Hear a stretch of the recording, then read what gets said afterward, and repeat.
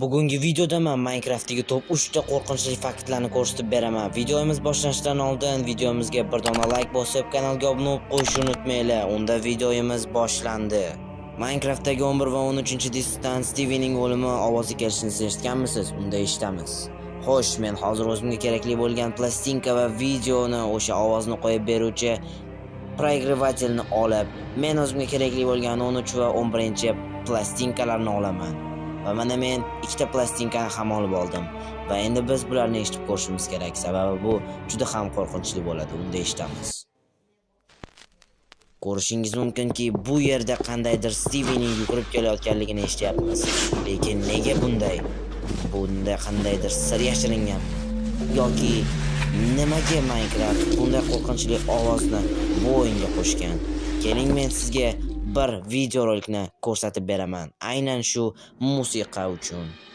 Biz ko'rishimiz mumkinki, bu videoda Steve qandaydir maxluqotdan g'orning ichida qochayotganini ko'ryapmiz. Lekin nega Steve g'orda bunday maxluqdan qochyapti? Va u nima? Va biz bunga javoblik kirita olamizmi? Lekin men umuman javob ola olmadim. To'g'risi, bu yerda nima bo'layotganligini men umuman tushunmadim.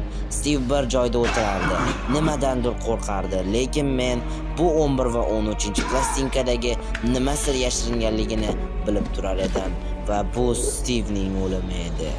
Afsuski, bu beta va alfa versiyalarida eshitilgan bo'lsa ham, men barcha ma'lumotlarni aniq va tiniq topishga harakat qildim va sizlar uchun bu kontentni yaratdim.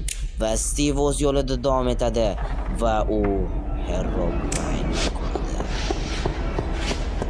Balkim sizga bu videoning davomi qiziqdir deb hech qayerni kesmasdan to'liq videoni ko'rsataman deb va men sizlar uchun bu videoni allaqachon topib ulgurdim. Afsuski, bu videoda Steve vafot etadi. Buni men kutmagandim. Biz hozir Herobrine haqidagi qo'rqinchli fakt aytib o'tamiz.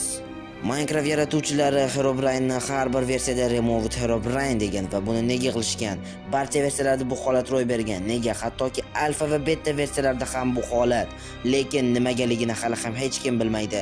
Bu hazilmi yoki rost? Buni hozir bilib olamiz. Nega bunday qilishgan ekan?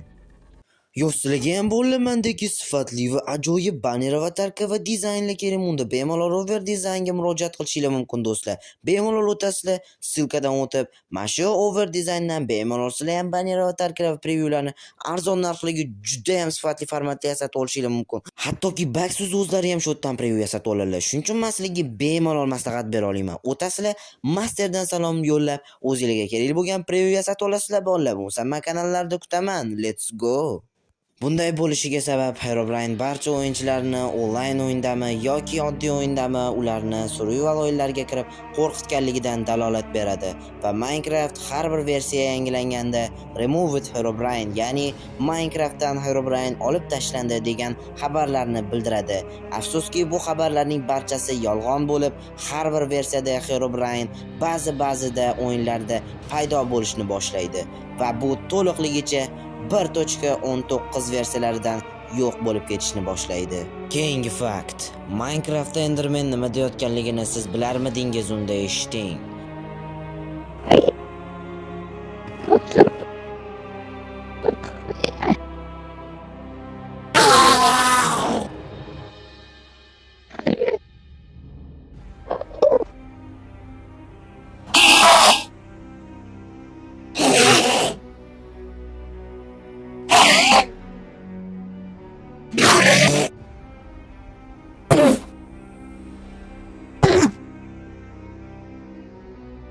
Shu bilan videomiz tugadi. Agar videomiz yoqqan bo'lsa, videomizga bir dona like bosib qo'yib, kanalimizga obuna bo'lib qo'yishni unutmanglar. Keyingi videolarda uchrashguncha hammanglarga xayr do'stlar.